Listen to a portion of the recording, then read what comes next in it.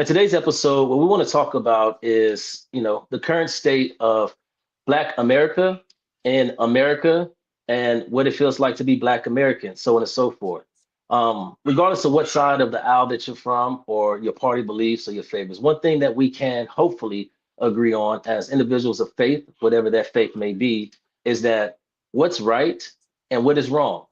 And do you support what is right, or is it more convenient for you to be wrong just to be right? And so, dealing with what's going on around this country, as we take a look in Washington, D.C., where a city that has decreased their crime is still under siege from a federal takeover. We have tanks and National Guards going up and down the street in the guise of protecting America and protecting the streets, when in reality, it is a Black mayor with a Black administration with a large Black population, and we have kids and youth being pulled off of the streets, warrantless and no excuse. And let me be very frank with you. Sometimes in America, we get too frank, we get too complacent, we get too comfortable, and we don't pay attention or react until those type of tanks start rolling into our own communities, into our own neighborhoods. And so what we want to do here is to go around the nation to pay attention, because the key is that if we stay ahead and be proactive, we don't have to react before it's too late. And I want to remind everybody that injustice anywhere is a crime everywhere. And so today we want to join Dr. Johnson and Miss Chantel. And she's gonna be able to tell her story, what's going on, and we're gonna dive right into it. So, Pastor Johnson, let's talk about it. Well, Brother Slater, first, thank you so much, and the Culture Commission Committee for putting on this much needed event. For our listening audience that's joining us live across the globe, we welcome you to Let's Talk About It. And so let's go and get into our topic on this evening. In Mississippi, the story is surfacing around the country around a 16-year-old white male who allegedly threatened a 13-year-old Black male at gunpoint simply because he was allegedly talking to his girl. Now, for many of us in our community, this harkens or reminds us of memories such as Emmett Till, who also, as a young teenager, was targeted because he allegedly whistled at a young white woman. We have joined with us today the Shin family, and they're here to join us to talk about their traumatic experience there in Mississippi and what they're doing to make sure that this never happens to another family again. We are joined by Miss Laquila Shin, the aunt of this young 13-year-old young brave boy, and we'd like to welcome her to Let's Talk About It. Miss Shin, how are you on this evening? I am well. Thank you guys so much for having me. Thank you guys so much for pushing this so quickly to just kind of join in with us and try to get them, bring more awareness to the story for Jerian. So my nephew name is Jerian Cox. So I always say his name because I don't want people to get it. Don't tie him to the Jerian Cox. That's his name. So did you want me to kind of dive into the story or what we doing? Absolutely, absolutely. Okay. I'd like for you to just, if you can, give us some context or give us the background story about your nephew and how he came to national attention. Okay. So my nephew Jerron, he's only 13 years old. He literally turned 13 this past December. He is a football player, first time football player for the middle school. He's very, very quiet, very reserved, very respectful. Just he's a really just a good down to earth kid. The situation that happened, we found out actually maybe like 10, 15 hours after the situation. My sister was at work, and the backstory with that is she was at work and she was feeling something. She said something in her stomach just sucked. And she was like, I started having like different emotions. I was angry and then I was sad. And I felt like and this was around 2 or 3 in the morning or something like this while because she works overnight. Now, mind you, she's a single mom of 3 and she works overnight 12 hours and she works an hour and a half away. She has to drive to a plant just to work, because there's no work in Columbus for real. And so people are taking the option to drive out to Tupelo, to drive to Tuscaloosa, so they can take care of Sure. their kids. And so she said when she got home, she still didn't know of the situation. The reason she was able to find out is because the young white male posted the video. Had he never posted it, we would have never known because my nephew was so closed with the situation. He I think he was scared, but then he also was like, if this get out, it's gonna look like it was my fault and stuff like that. So someone called my sister and said, "Hey, did you see what's going on?" And she pulled my nephew to the side and like, "Hey, you better tell me like what's going on now." This is the next day. The situation happened at night. And so the young white male, Jaden Rager, he came to my sister's home, which is a private property. He came there, and he knocked on the door. And so my nephew don't know him. They don't have any relation, no communication. Never met him a day of his life. So he, like I said, you had to get the address from the little girl. So you go to my sister's house late in the late night, basically wee hours in the morning. You a 16-year-old. You drove yourself there. Let's first be clear. You drove yourself there. And then secondly, you knock on the door. My nephew, of course, he's the oldest boy, and he has a younger brother under him who's 11 or 12, and he has a sister who wasn't there at the time, on which she spoke out about it. So he opened the door and he said, he basically, Jaden tried to make it like he was trying to sell my nephew something. And I won't speak to the aspect of what it was because I don't know personally what it was. So that was his way of getting him out the door. So he's coming out the door and he said, next thing he know, a gun is up and you got a camera out and you like, hey, you talking to my girlfriend and my nephew. As you can see on the video, you can clearly see he was bombarded. He was unaware of what was going on. And then also he, was just, he just was thrown. It would have threw me. I'm an adult, and I'm like, I'd have been like, what's going on? It's the middle of the morning, and I have no clue what's going on. And so he talking to my girl, and you can see he never responds. He never saying that because he's probably trying to put two and two together. Keep in mind, the young girl that we're talking about is also a 13-year-old girl, also. So she's my nephew age. You are going to be 17 if you haven't already turned 17. Well, that's a whole nother situation. And so he lured him out. It's very, very dark and secluded where my sister lives. She lives off a secluded road anyway. And so you would intentionally have to drive all the way up just to get there. So you ain't just having to drive by or none of that stuff like that. You pulled in, you came all the way down the long driveway. And so once he got him outside, brought the gun into his face, and then he started saying, "You want to talk to my girl? Now bag up," so he can see my nephew. And what really broke us is hearing my nephew saying, "Man, please, please," like and to me, my nephew was preparing to die. You get what I'm saying? Like he was preparing to die. He's like, "Man, please." He got his hands up, and you out here taunting him with racial slurs, and you like, "Bag up, oh, do some jumping jacks," calling him the N word. I mean, just so many degrading things that he was doing and saying. I couldn't even get through the first 4 seconds, and the video is 26 seconds. Mind you, the video, we only know about the video because the white male recorded himself committing this crime. So that's one of the biggest problem that I have. Someone drives into someone's yard, record themselves doing such things, and then continues to commit felony after felony. And you guys are wanting to hit him with a juvenile charge of misdemeanor or whatever the case may be. You really don't want to hit him with nothing, but you think, oh, we black, let's just throw him something. But what it was is wrong he had the right nephew, but he got the wrong family. I'll just say that. And so now we it has garnished so many people have reached out, so many views. I think right now one of the pages over 1 million views on the videos. And so I have been spearing the movement because I'm not one of the ones. I don't back down and I'm not afraid of nobody. I'm not afraid. And I'm not speaking to like being like physically capable of beating anybody.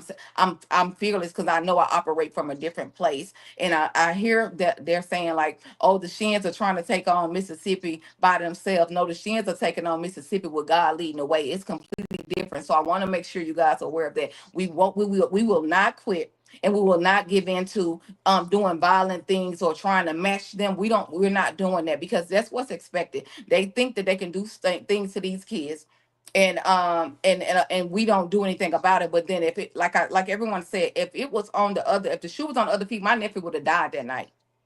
The cop that came out, the same cop who came out to get the white boy, He has been harassing my brother. He has been harassing my family ever since then. Because once again, this young boy has a family member that's in the KKK. I don't know if I can say that, but if I can, you guys can always edit. He has a family member that's in there, and also they're all in Lowndes County. So Eddie Hawkins, who is over the Lowndes County Sheriff Department, has since blocked my sister. Won't don't blocked her number from the county phones and blocked all of us on social media. He don't even know me. I'm in Atlanta. So it's no reason for nobody to do that to me, because I'm not understanding that if you are over a department, you should be trying to rectify this issue because you're under fire. But he's so comfortable and complacent in what he's doing because he's been doing it for years. He think he's untouchable. The word to my brother yesterday was you guys think we can do whatever we want to do. That was the word that the cop did, was surrounding my brother business. My brother owned a business in Columbus. He's sat there, pulled over, and pretty much just sat out there. My brother recorded him, but like I told him, don't give it to him, don't speak to him. Offer him some water, tell him you feel safe, thank you for coming. Because what they want you to meet him with anger. We're not angry, we're just tired. It's a difference. So, and Miss Shin, I want to say thank you for sharing. Thank you for sharing your story with us. I want to make sure that we recap Mhm. just a series of events and what you Mhm. just shared with us for our listening audience. And we want to thank our listening audience for tuning in to the Culture Commission Coalition. And let's talk about it. We're talking about the case of a 13-year-old Black male who was threatened at gunpoint by a 16-year-old white male for allegedly talking to his girl while being accosted at gunpoint by this older 16-year-old teenager. This teenager, who is 16 years old, who is also white, also used racial slurs Mhm. in the process of accosting your nephew with a weapon. And by the reports that was reported by the dispatch there in Mississippi, was forced to do jumping jacks and then Mhm. hit on his head with the barrel of the Mhm. gun before ordering him to run home. Yes. Now, your family's contention, or the tension for your family, is that uh, the case was handled as a misdemeanor because there were no visible injuries on the victim, according to reports, and because he had not been to the hospital by the time of arrest. Can you share a little bit more about that? Well, what I would say, he was arrested, but it was only a misdemeanor because they said he was a juvenile. So initially, they wasn't going to charge. They just was going to take him to YDC, just the juvenile detention center. They wasn't going to charge him at all. It was not going to be anything. It was pretty much they came and pick him up, and you're going to take him to juvenile so they can get everything sorted out. And so then when the pressure started coming on, when my sister made the video, because let's be clear, nobody has spoke on this on the case. Nobody has spoke about the situation until it hit social media. And Sure. so they're trying to get him with a misdemeanor, but as a juvenile. You get what I'm saying? Not as an adult. These are adult crimes. Like, if Absolutely. I have several parents, several families that came to the protest that I hosted, and they was telling me their stories. One, a daughter, 13-year-old, spray painted a building in Mississippi, got 7 years, a felony charge. Like, so Yeah. let's be for real here. This is a Black child who was assaulted, who was racially just told to do racial things, it was just a mess. So, and this boy, they want to get him a slap on the hand. They're trying to hide him. He's not even in the juvenile detention center for the actual county. They put him in a whole nother city because they wanted to protect him. Right. Now, Miss Shan, I, we also understand that uh, this young man, the 16-year-old male, also uh, threatened to come back to Mhm. the family house Right. and also do more harm if your Right. nephew was to report that he Correct. had been threatened. And in addition to brandishing a weapon, Hmm. he also had a gun that was illegal that he was using Correct. to hold your nephew at gunpoint. My question to you is: Mississippi a lawful carry state? It is. Hmm. It's So a lawful carry. you can it's an open carry. So you can carry it. It has to be visible. And then of course you got to be 18. It has to be registered. Absolutely. But let's be correct. You're 16. I'm sure you haven't registered a gun, but if you do some research, like I've done research, you will see that this young man has done this time and time again. I know 3 families personally that had an incident with him with the same scenario with a gun, same scenario, racial slurs, Are all this these type of African stuff. American families? Yeah, Are these black absolutely. families? So these Yes, are I black know families. them. So Black there's family. so from your perspective, there is a pattern It's the pattern. of this particular young man targeting black families Yes, there in this community in Mississippi. absolutely. Absolutely, Yeah, absolutely. correct. Ms. Shen, we want to shift to Chairman, our brother Rob Slater. Okay. Chairman Slater, when you hear the stories of the Shens, what do you see here in terms of race relations in this country and how they're being handled in this current administration, this current era?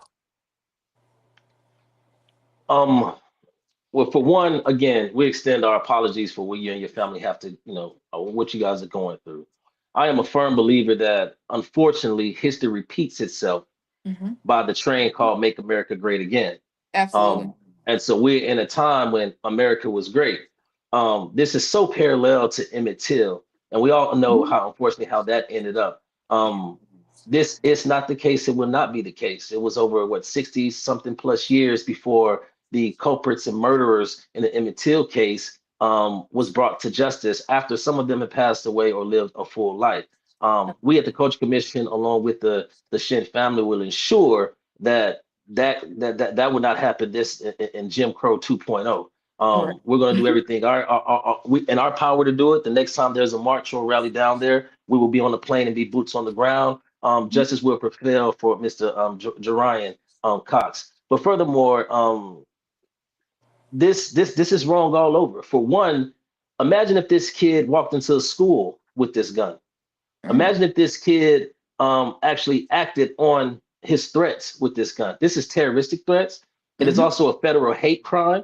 You Yeah. got it on tape where this act, had it not been that this man was a black boy, this would not be happening. So that is a federal issue now, and it should be out of the states' Mhm. old antiquated laws and into the federal hands. So we got Correct. some calls to make to the state senator as well as the Mhm. representatives of those areas that we will be doing in the next 72 hours to see where the federal government is in this case to pick up and take it away from this Barney Fife sheriff in this town. Correct. And you can't say KKK because we are Okay. I living just in the want to be times sure. with the absolutely. This is the time where we Yeah. pull the mask off. Yeah. That For is Right. sure. that's the problem with KKKs back Hmm. in. They hide under the mask, but Yeah. they don't They want you do. they don't want you to see them because they are your sheriffs, they're your They are. doctors, they're your They your are. hardware Your store owners and so judges. on and so forth, your Hmm. judges. So Hmm. we're gonna rip that mask off with a vengeance. And so yeah, that's exactly what it is. But again, in this case, same thing here. How did he get that weapon? If this is a juvenile, meaning that this is a child, Yeah. then it's not the parents responsible Yeah. And for that's what being Correct. we were trying to unresponsible say. for this weapon. There has to be a chain of custody. So it doesn't stop here. And the mere fact that the officers have the gall, the audacity to come around and still harass after the fact with these scary tactics, listen, they're gonna F around and find out. And that's the Yeah. counterfeit to making America again. Miss Absolutely. Tracy, are we able to show the video? If not, then we could I do it wish we after we could. show the audience later. But are we able to show that video? I know we probably gotta do some moving and sharing. Let's see if we're able to show that video for those that are in.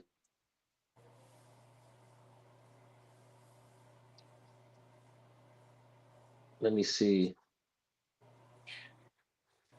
And Chairman Slater, while we're waiting on that video to be pulled up, man, I'd like for you to kind of build on your comments about fighting this at the federal level and go into that a little bit more. Of course, for our listening audience that may not know, there have been major changes to the Justice Department as we know it, or Hmm. as we once knew it. The Civil Rights Division of the Justice Department has been greatly reduced. Chairman Slater, can you speak to that in terms of just your earlier comments about fighting on a federal level, on a national level? Well, first and foremost, even if they, gut out in these changes that this president call itself doing, there is there's this law that's on the book. This should be in the hands of the FBI. Oh, And so we're going to do what we can to involve, even from here, work with the Shin family, make sure they get involved and follow up to see what their official statement for lack of an investigation. But at right. the very instance, an investigation, we're going to put out a statement within the next 72 hours. A federal investigation definitely needs to be at hand, as well as a national op-ed, a national press release. We're going to bring all new news outlets out on this matter. Because if Yeah. we don't, in this small town or whatever in Mississippi, it could be in Mhm. Harris County, it could be in Houston, Los Angeles, Right. Dallas, ATL, so on and so forth. So these little test pockets of what they're trying to Mm-hmm. do, and Hmm. riding in on their horses and burning cross, Yeah. excuse my language, that shit is going to stop right where Yeah. it begins. And Hmm. so, real quick, I want to see if we can play that video, Miss Tracy. If you're in the background, are you able to go ahead and put up and press play just so we can see what we get in here? And I want to refresh my disgust and looking Right. at this, I do unfortunately, that once too. It again. helps me a lot to stay. Yeah. It helps me to keep fighting. So let's give 10 seconds to our team in the background and see if they can get that up. You guys go ahead and press play and roll it if you have it.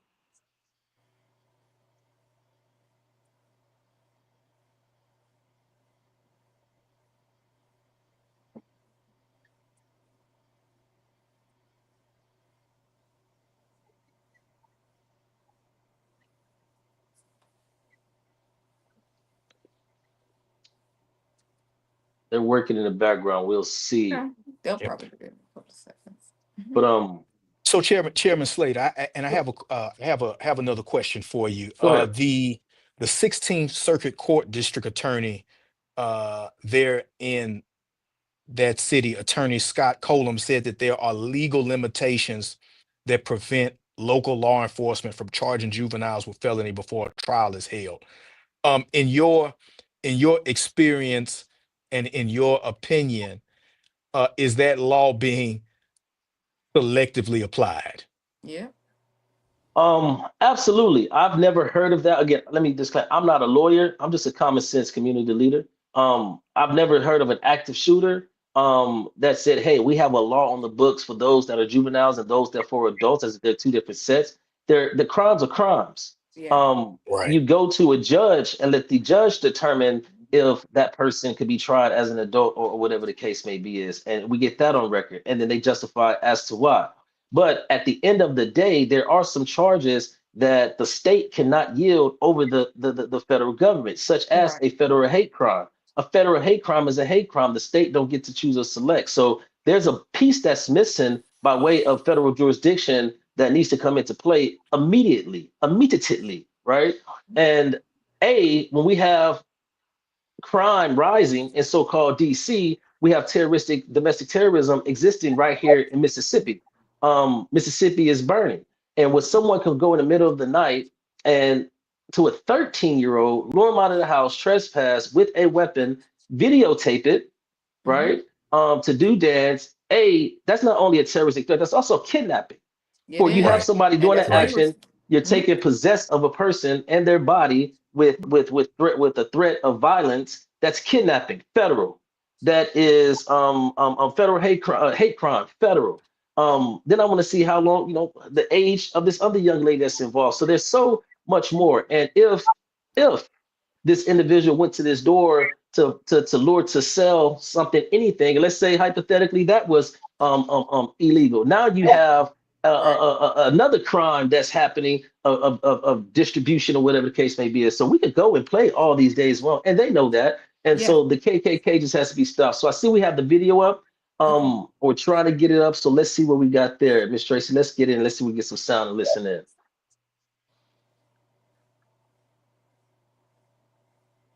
You got some sound, Miss Tracy? Should I click the little button? Click the little button on the microphone.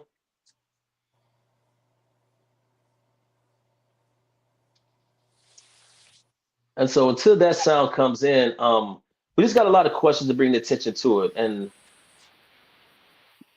like as you can see there, man, literally kidnapping, forcing the man to do jumping jacks, have the gun in Wow. his face, physically touched him right there.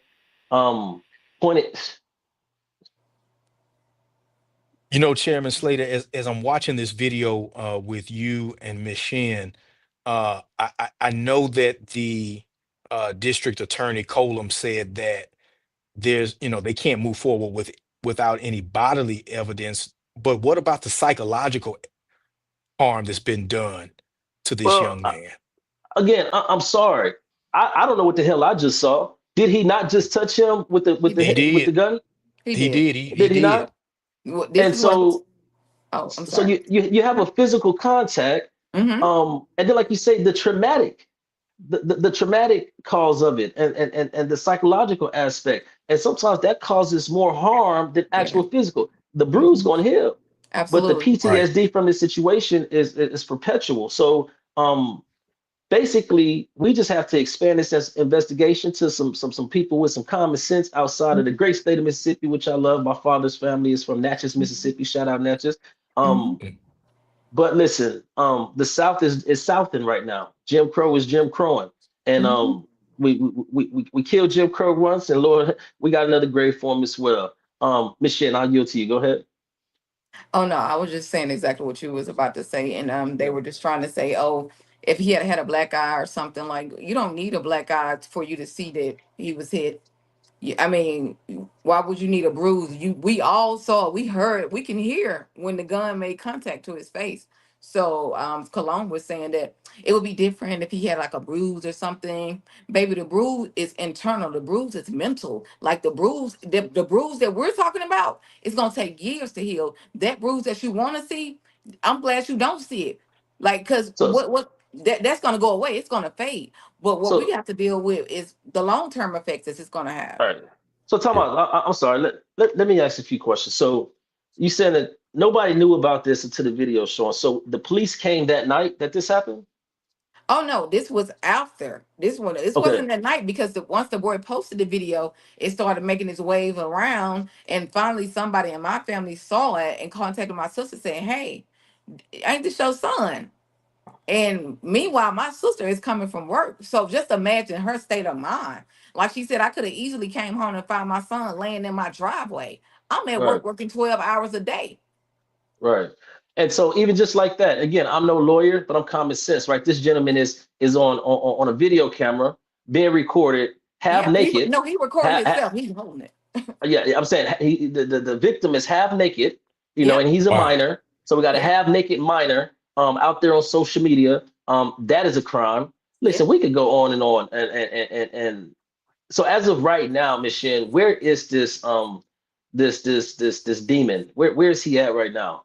I'm gonna be honest with you. We're told, and this is because we got other people that are trying to aid in this, but they're trying to do it privately. That he's being held in the Starkville Juvenile Detention Center. That's what we were told. But then once again, somebody else said that he had been released, and because he was a juvenile, nobody had to know about it. So I'm gonna be honest. We don't know where he is, and wherever he is, he's being protected while my nephew is being tormented by the events of that night. So I'm gonna be honest, Gotcha. I don't know where he And is. then and did they release an official incident or police report? All we have is what we sent, and that was just the WCBI, the WTVA, all of that. Nothing. They were saying because he's a minor, there are certain things that cannot be released. But once again, this is only at the discretion for white children. If Hmm. it was, there has been many cases, and I won't even dive into them because I have some in Right. my family that I know for a fact was locked up and tried as an adult at 12. So and it was Oh, not gun wasn't even in the situation. So absolutely. And yeah. just asking this, have you guys obtained counsel or pursuing to get counsel, or what is that looking like? We are pursuing that avenue. We have had people reach out, but I'm very spiritual. I go ahead and say that I believe when people's like, oh, just call the person or whoever's supposed to be with us on this movement, they're going to find us.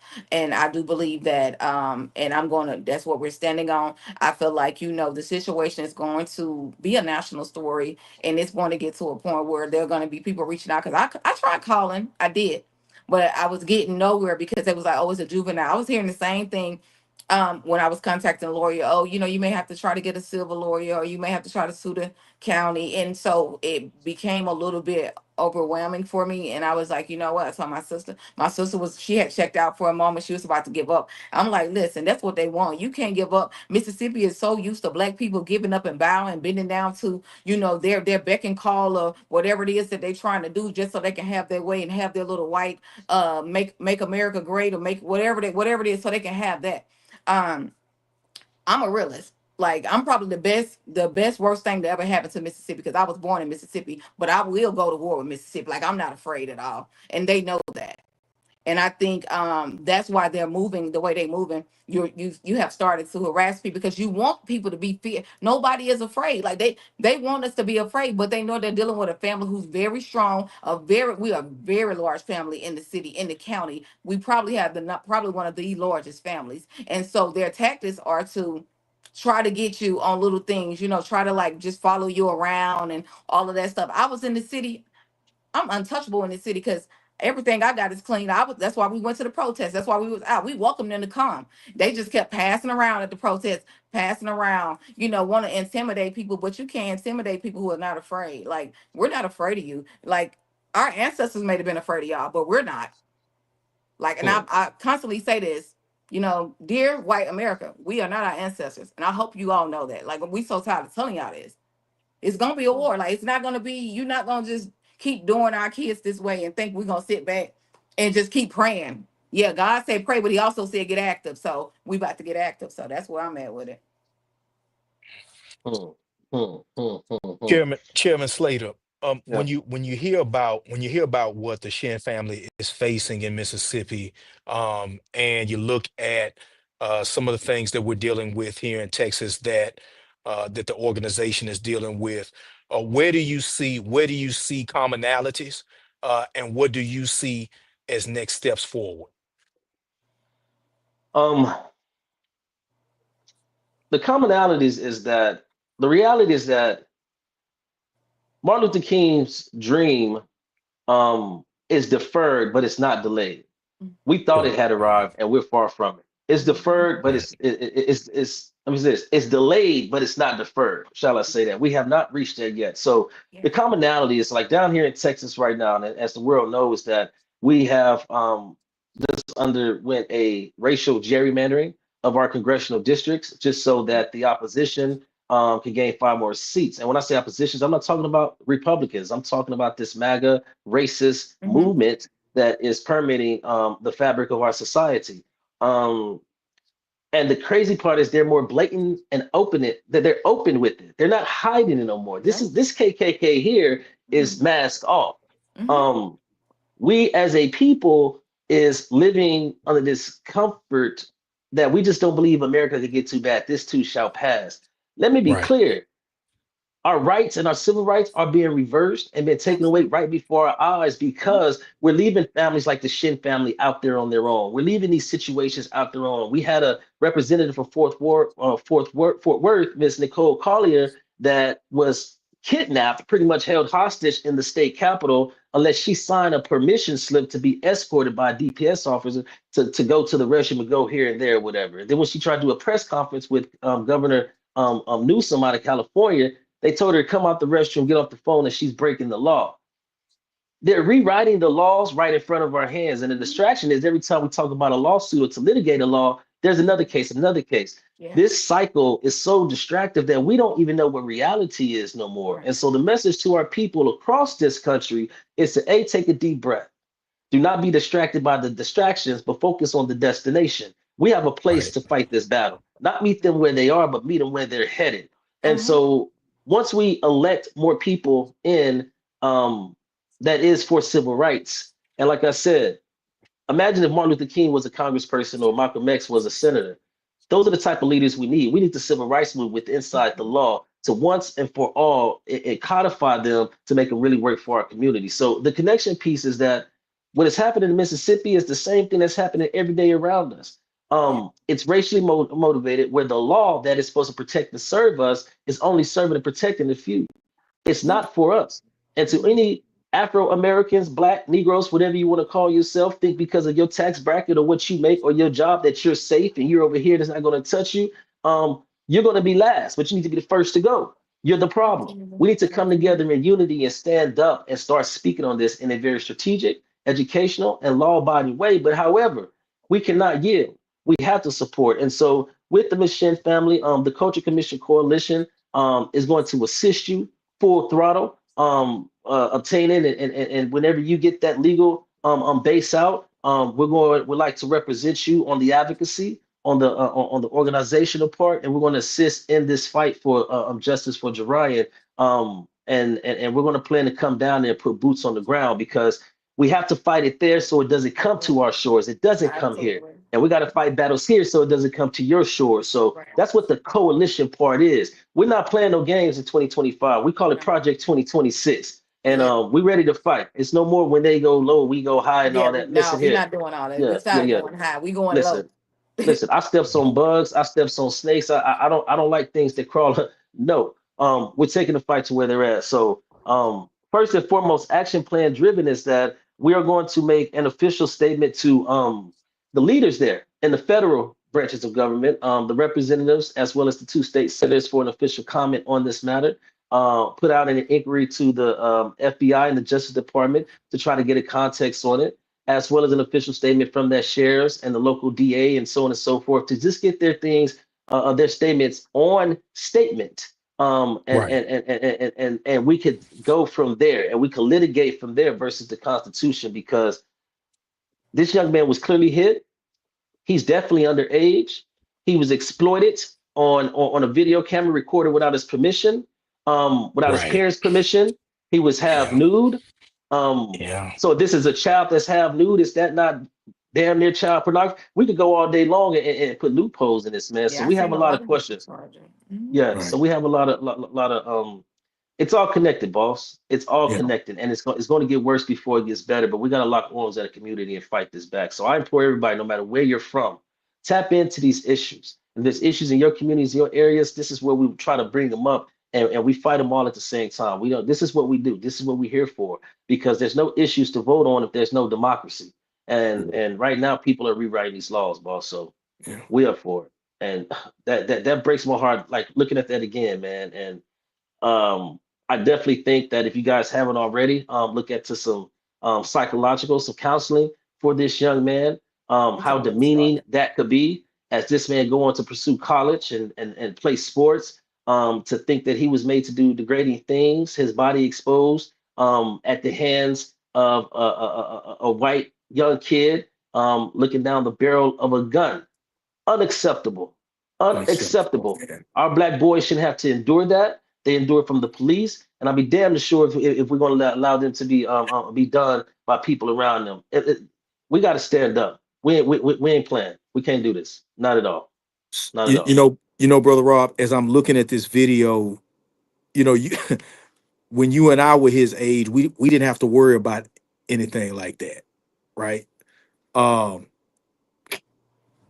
what do Yeah. you have to say? What do you have to say to the young minority men, the young black men who are growing up in a new America that, to your point, uh, thought it was post-racial, but has realized now it is not post-racial? Mm. What's your advice to them growing up? To be honest and transparent, you know, it's unfortunate that that burden is put on us. It's these young men that they have to calculate that. They may have white friends. All white kids are not racist, and that's where Right. you have to apply that science and dictate between the two. And in this case, this transcends this past violence. This young man endured that, and didn't even feel comfortable or safe enough to tell his parents, maybe for Yeah, fear of putting them in danger. yeah, Sure. To keep that in and to find out you're on social media and have to ridicule at school and listen to all young men out there. Understand what's right and what's wrong.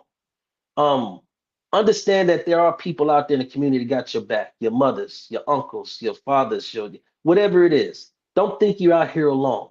Don't try to fight an ego or popularity of people at your school or be afraid of embarrassment or bullying this and that. Man, that doesn't make you weak. Standing on business means standing up in the face of issues like this and bringing it to the attention so the army could come in and break it at its root. That's standing on business. That's not snitching. That's not reporting. That's standing up, reporting, and then letting the generals come in to get rid of it. Because when you young men step up and face this, it'll stop somebody else from going through the same thing. So I commend brother, the young brother Jerian Cox for what he endured, like a man, like a man. He was protecting his family, not bringing it to his attention. That's a man right there. He endured that. He took that, and you know what I'm saying. He didn't try to go get a weapon and retaliate because his ego was soft. That was a man right there. He's standing up for justice right now. He's standing up for justice not for himself, but a lot of young men around this country. That's a man right there. And so I commend him and I salute him. And we got your back. And to other young men out there that's doing the same thing, let me be clear. You're a man. And there's men out here, and we got you. And we got to stand strong. So it's unfortunate.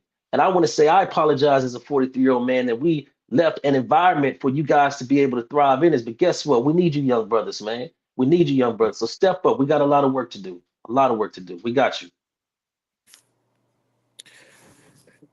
Chairman Slater, and I know we're coming to a close, but I'd like for you to go back and touch on some of your comments on redistricting.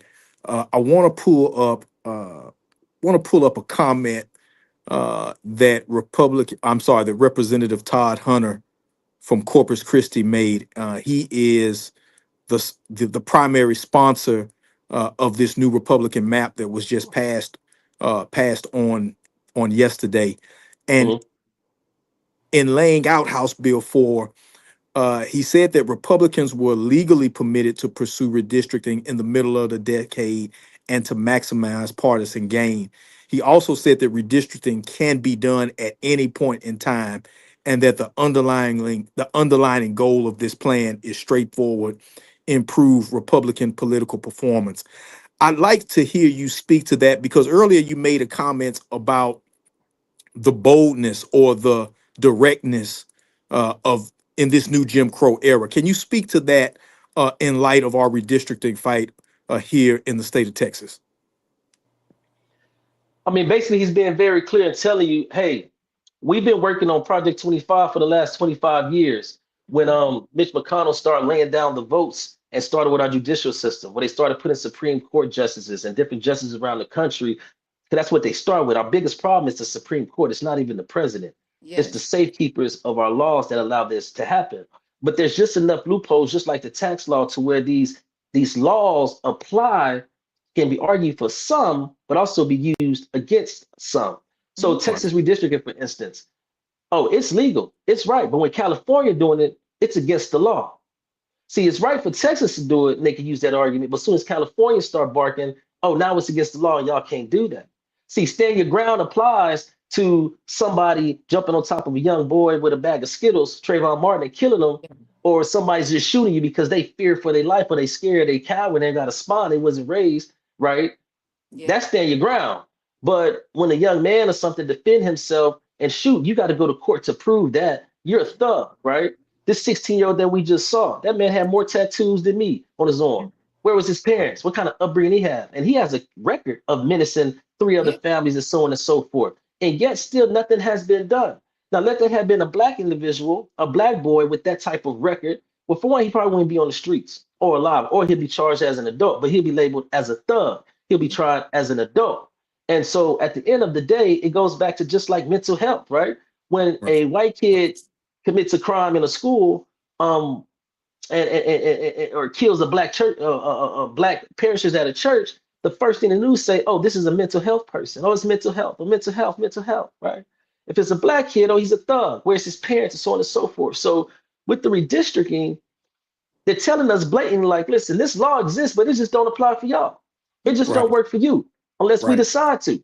We're telling you straight up that we're taking these seats because we want to win this next election. It's really election interference. Mhm. And we set up the laws to play for it because y'all set on your behinds and let us do this in the first place. You could quorum Yeah. and go wherever you want to, but we got you. We've been setting y'all up. And so Right. let me say this to be clear. Well played. That's all you Well can do. played. That's all Listen, you can do. listen. Very smart, very demure. Okay. I mean, I'm like, if you're gonna let me do it, why not? You know? Yeah. Well played. But so with us as a people, you got to know when to take a step back from the battle when you're fighting a war. Don't talk about the battlefield in this one little battle. We got a war to win. So let's take a step back, lick our wounds. Well played. Let's come together. That's how Brother Martin did it. Brother Garvey, Brother Malcolm X, right? We got to strategize. We got to come together. So Mississippi and the Shin family, they're not a silo. They're part of a coalition. This Texas redistricting down here in Houston and Fort Worth, Sister Jasmine Crockett, and these other legislators, they're all a part of a grand scheme of a coalition. So let's be clear. We have to elect people into the legislature to change these laws, to make sure they work for you and they work for everybody. We have to get the right people and hold them accountable, not just talk about, oh, healthcare and all these. No, what the hell are you going to do for Black America? Say it. If you can't say it, like say his name, say her name, and Black Lives. If you can't say what your plan is for Black America, then get out of the race, period. We have to demand that dialogue. We can't walk behind, oh, that's racist. Bullshit. It's not racist. Right. We have to start demanding something for us because we keep on suffering. There has been laws that has been passed for every other race and ethnic group except Black America. And we still ain't got a reparation. So we have to start demanding a little bit more. So to your point, once again, the legislature and the law, I'm not gonna say the Republicans, because they got a few of us over there too. You know, it's the laws don't apply to us until it's convenient. And it's gonna get worse, guys. And it's gonna get worse. They're attacking our elders, they're attacking our kids, they're attacking our men, now they're attacking our women. They're attacking our coalitions with Latinos, pitting us against each other. They're attacking the whites against the blacks. So, really, bro, like Jim Crow, the first time he was being sneaky. Man, this man came back with a vengeance, with a haircut, a new T-shirt, with a pack of cigarettes, and an orange face, and an orange face. Orange face and a pack of cigarettes. Yeah, with a thought on wig that's about to fall off. I mean, oh man, toupee looking like this here, man. Yeah, I mean, face don't even move. You just got so much Botox. Just sitting up there looking like he looking. And guess what? Guess who fault it is? We see you. We see you, Jim. I can't get mad at Jim because he letting me know. We see you. Now what we're going to do about it? Jim 2.0, ain't it? This is Jim 2.0. Hey, his name James. This James Crow, man. Yeah. That's what the James. J in his middle name is for, Jim. Oh man. Well, I was trying to keep my stoic black preacher face on, boy. But you just what they call him, Donald J. Trump, Donald Jim Crow Trump. The J is for Jim. Hashtag alert, Donald Jim Trump. Man. So they're coming for us, man. And I'm telling you this right here. This president's gonna run for a third term. That's what they're gearing up for. They're running for a third term. Probably Chairman Slater, do you truly believe that the president is going to run for a third term? I would love to say something. Go ahead. You can. Just go ahead. Yeah, we know that you're not. We know technically you're not supposed to have this. It's 2-terming you out. But with the way this administration is moving, this man is not only gonna run for a third term. He's probably gonna win, and he's also going to. We are heading. If we're not already in a dictatorship, we're so close to it. You could probably smell it. This man is doing exactly what he wants because, like I said, nobody got out and vote. They still have this mentality. Voting doesn't matter. You have the Democrats who still got this whole little, we're just gonna work together. Baby, they don't want to work with y'all. Like, they don't want to work with y'all. They don't want to be in the sandbox with y'all. They got their gloves on, and y'all got on some church, some with the little church usher board, white gloves. Take them off. Like, take them off. He gonna do it, and he probably gonna win because the way it's set up, it's a possibility. And let me add to this that nobody's paying attention to. It's the reason why they're not putting the onus on the Senate to win more seats, and the Senate is closer than the House. Because the House authorized war powers and the purse strings. Not even a week ago, he was jokingly saying that during the time of a war, you could suspend elections. I guarantee by 2027, the United States is going to be in some type of war to prolong.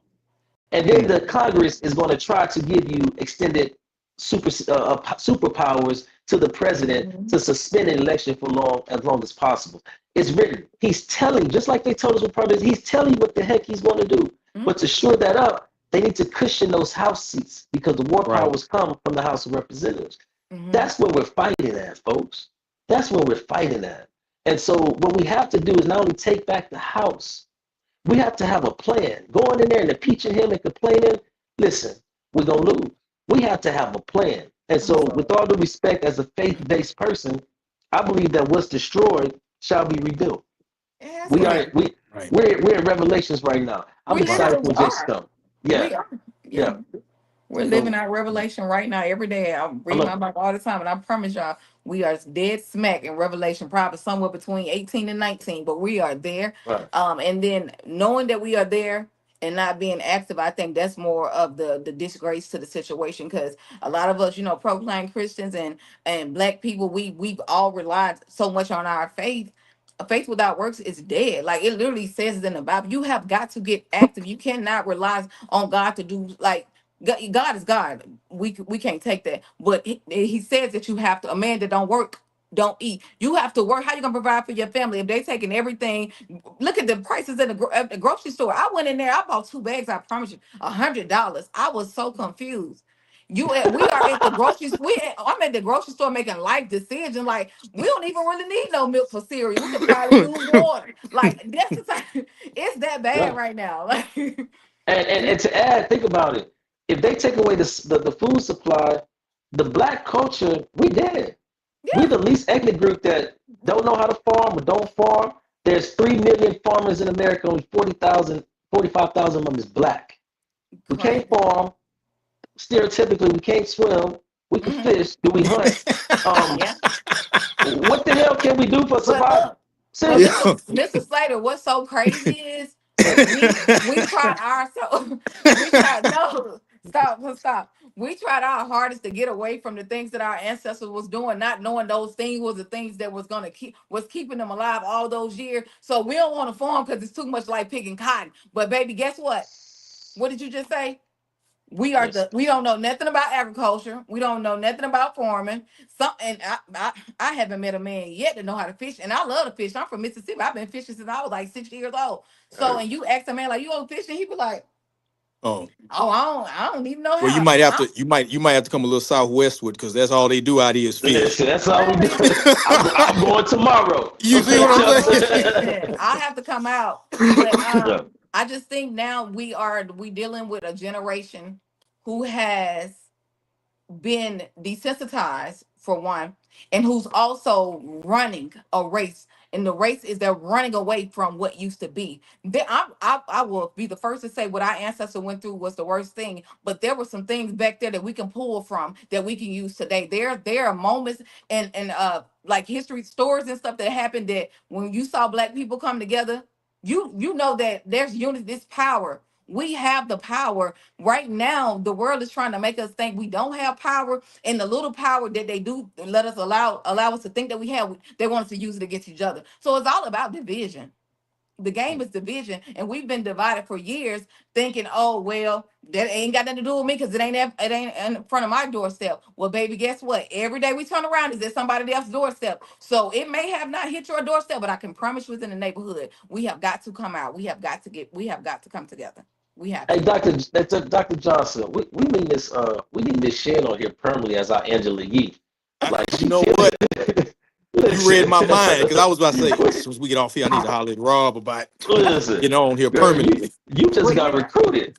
Preach. Listen, this is my thing though. I've had a radio show. I've kind of dibble and dabble, and anytime I'm on, people be like, "You sure you're not in the wrong business?" Right. Yeah.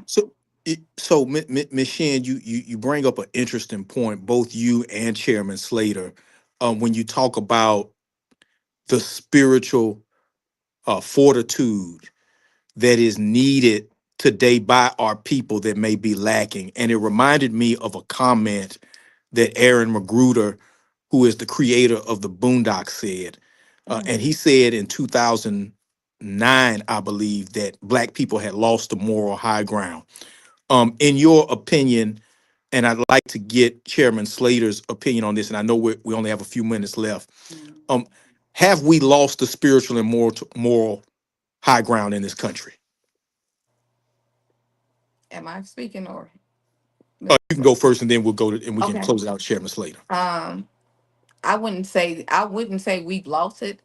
I'll say we misplaced it.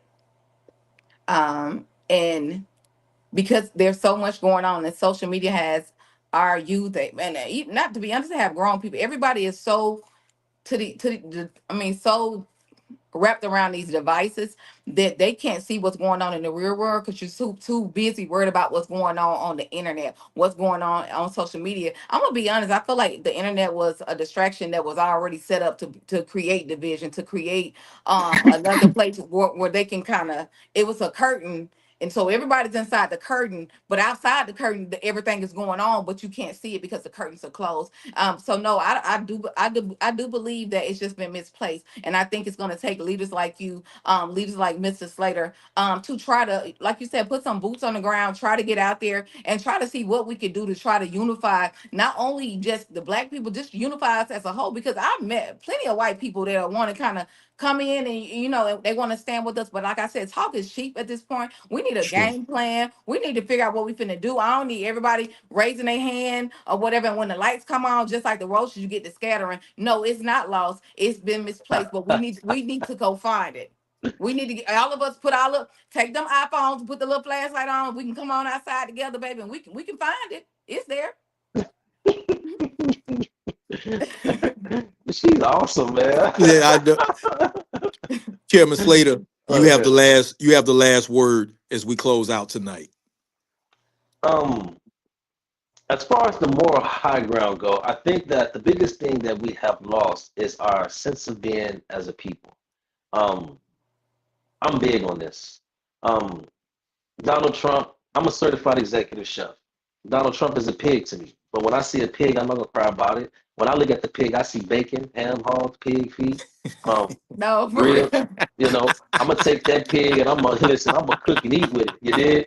Yeah, I Um, dig, man. I dig. so Baby, all that. so Yeah. listen, it is important that as a people though we have to clean out our own house and be real Mm-hmm. with ourselves. And so we have gotten so divided to where we separated because we have been over exploited, culturally Mm-hmm. speaking. If we go back to the 60s and 50s, our music, our style, Mm-hmm. the way our women look, have been exploited. They made money off of our music and our records. They've Mm-hmm. emulated our fashion and our styles. They hybrided us. They took our beautiful Black women and made them Kardashians, a Yeah. hybrid.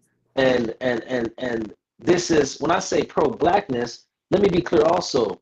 It's not, it transcends race. We have a lot of white people that came to the Montgomery boycotts, the Freedom Riders. We had a Mm-hmm. white a pastor from Boston that lost his life walking across that bridge. And so our Right. counterparts, it's just unity. Humanity transcends race. Yeah. But what brings us together is a simplicity of humanity and education, and most importantly, accountability. And so I implore every person in your household, if you vote, do your kids vote? Do you teach your kids about the importance of voting? Do you accept them of just saying, hey, I don't know, I don't have nothing to do with that? So our young ladies and women out there, I encourage you, when that man come and ask you for your number, ask him if he has a voter registration card. Because if he's not Right. willing to vote and build for your future and your foundation, Right. you don't want that man. So we have to start demanding more, but we have to educate Yeah. ourselves more. Our biggest power is our vote, but we have sold our vote for lies. We have sold our vote to vote parties for Yeah. influence. We have sold our culture and exploited. Who are we? Even Mm. even people from across the seas, from the diaspora, and so on and so forth, they don't even connect with Black Americans. So like we're just so separate. So we have to change our dialogue and start standing on business as a people. And it starts with community leadership and faith. So in Absolutely. closing, with when we say about morals, our morals need to be placed with each other. We spend more time being pundits on the sidelines and saying what person did wrong and this and that. And like she said, man, everybody's talking or Twitter fingering, but what work have you put in? If you Right. got an opinion, what's on your resume? It's time to Mm-hmm. shut up and stand up. And respectfully, I'm far from being misogynistic. Let me be clear. It irks me the most that there is too many of our Black women that is out there fighting on themselves. Your Jasmine Right on. Crockett's, Right on. your Kamala Harris, and so on and so Right on. forth. With Black men, man, where's the men at? Al Yeah, Green, the only man. one standing up against Donald Trump at the State of the Union, where everybody said, where's the men at? You got an opinion, your Dr. Umar's, and all that is great. Where the hell are you though in times like this? So we need the men. Black men to step up and be example to our young men and be there for our women, because our sisters out there fighting for themselves and they catching hell left and right. And that's why this next aggression race, man, I'm ready to come over a shoulder. I'm ready to come over a shoulder with some of our black women to some of these things that they're facing. So we got to step up as a culture and just start lose the opinion right is wrong. I mean, right is right, wrong is wrong. And we need to stand on business on what's right instead of getting these rabbit holes and debating on the reason and whys and being against each other. So if I may, Miss Shin, what's next for this case and what you guys are working on coming up? For me, once we get off the whole thing, the whole live and everything, the video, I'm waiting to see what's going to come of this conversation, and then I want to move into phase two because phase one was just a protest.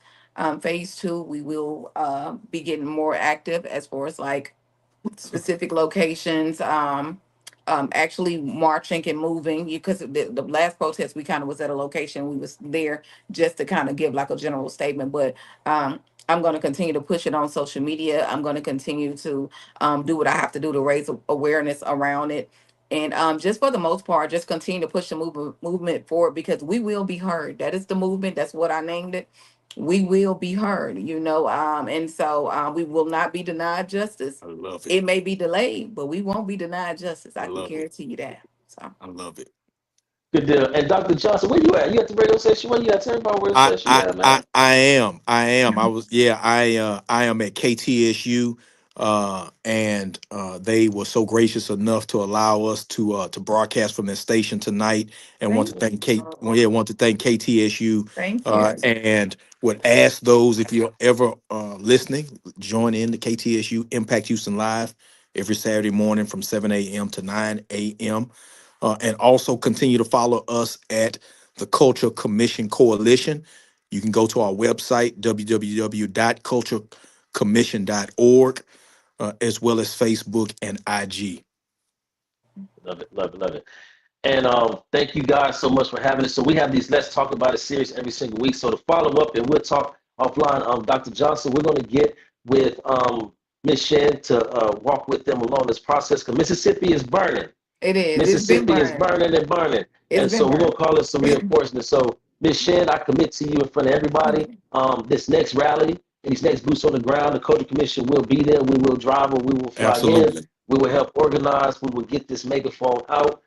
We're going to get with you on doing some national op-eds and getting this press release and this statement out to as many outlets as possible, to some of our partners in Dallas, Washington, D.C., New York Times, Roland Martin, Inside Edition, whatever it takes. We're going to try to push this because we need to talk about this. But not only just the awareness, we're also going to help on the back end of the accountability for those that we put in power to oversight. So next week, we'll get a time to everybody to come back here, and we'll have some insight. But by then, over the next week, the Culture Commission, along with the Shin family and permission, of course, will send out formal request letters to the sitting senators, to two sitting senators of that state, as well as the delegation of that state as well, to get official statements. We'll reach out to the county and local prosecutors for their official statements, and then we'll assist this family on the legal endeavors, and but most important for their advocacy. So not only will justice be delivered, it will not be deferred, and it's being delayed a little bit too long. So thank you guys for joining us at the Culture Commission. Till next time, we'll be talking about it. Appreciate you guys. Thank you. Wow. Whew. I don't know. Do I hang out? Let me see here. Like you can say, they still alive. We just lingering, so they're gonna take us out of the studio. Okay. Okay. Oh Lord. Miss Shan, Sister I Shan, think you did great. yeah, y'all did great. Thank You Hold on, you. did are we still? great. Are we still?